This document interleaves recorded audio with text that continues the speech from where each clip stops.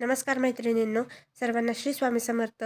माझ्या चॅनलमध्ये मी तुम्हा सर्वांचं पुन्हा एकदा खूप खूप मनापासून स्वागत करते. आजचा हा व्हिडिओ अत्यंत महत्त्वाचा आहे, कारण आज आपण जाणून घेणार आहोत मार्गशीर्ष महिन्यातील शेवटची अमावस्या. शास्त्रात सांगितले आहे की मार्गशीर्ष अमावस्या जर योग्य पद्धतीनं केली तर वर्षभराची आर्थिक अडचण दूर होऊ शकते. पण लक्षात ठेवा, आजचा एक छोटासा चुकीचा उपाय पुण्याऐवजी अडथळे निर्माण करू शकतो. म्हणून हा व्हिडिओ शेवटपर्यंत नक्की पहा आणि आवडल्यास प्लीज लाईक करा. तर आजच्या व्हिडिओला सुरुवात करूया. मार्गशीर्ष अमावस्येचे महत्त्व. मार्गशीर्ष महिना म्हणजे भगवान श्रीकृष्णांनी स्वतः सांगितलेला श्रेष्ठ महिना आहे आणि या महिन्याची शेवटची अमावस्या ही केवळ अमावस्या नसून लक्ष्मी स्थिर होण्याचा दिवस, पितृदोष शांतीचा दिवस आणि दारिद्र्य दूर करण्याचा अंतिम योग आहे. या दिवशी केलेले दान, जप, उपाय साध्या अमावस्येच्या दुप्पट फळ देतात. गाय आणि लक्ष्मीचा अद्भुत संबंध असे शास्त्रात स्पष्ट सांगितले आहे. जिथे गाय तृप्त तिथे लक्ष्मी स्थिर असते. गायीमध्ये 33 कोटी देवता, माता लक्ष्मीचा वास, पितरांचे आशीर्वाद असतात. म्हणूनच अमावस्येला गायीला दिलेला एक घास लाखो रुपयांच्या उपायांपेक्षा शक्तिशाली असतो. मुख्य उपाय. गायीला घास कसा द्यावा? ज्वारी किंवा बाजरीची एक भाकरी घ्या, एक तुकडा गूळ, मुठभर हरभरे, एक तुळशीचे पान, थोडे स्वच्छ पाणी. सकाळी सूर्योदयापूर्वी किंवा संध्याकाळी सूर्यास्ताच्या आधी गायीला घास द्या.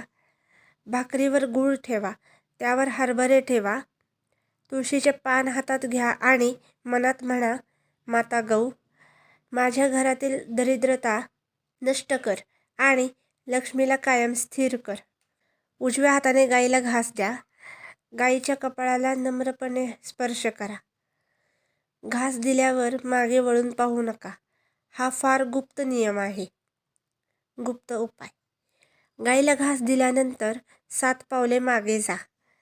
जमिनीवर थोडे पाणी शिंपडा आणि म्हणा, आजच्या अमावस्येपासून माझ्या घरातून लक्ष्मी बाहेर जाऊ नये. हा उपाय खर्च थांबवतो. अचानक पैसा टिकायला लागतो. गुप्त उपाय. चांदीचा लक्ष्मी प्रयोग. हा उपाय फार कमी लोकांना माहीत आहे. चांदीचे एक नाणे घ्या. गायीला घास देताना हातात ठेवा. घास दिल्यावर ते नाणे देवघरात ठेवा. अचानक धनलाभ, अडकलेले पैसे परत येणे, कामात यश येते. घरी केला जाणारा दीपक उपाय. गायीला घास देऊन घरी आल्यानंतर तुपाचा दिवा लावा, त्यामुळे सकारात्मक ऊर्जा घरात येते. दुप्पट पुण्याचा योग. एक भाकरी किंवा थोडे धान्य एखाद्या गरजू व्यक्तीला द्या. याला म्हणतात अमावस्येचा दुप्पट फलदायी योग. अमावस्येच्या काळात या चुका टाळा. गायीला मीठ देऊ नका, शिळे अन्न देऊ नका. लक्षात ठेवा, भाव शुद्ध नसेल तर फल मिळत नाही.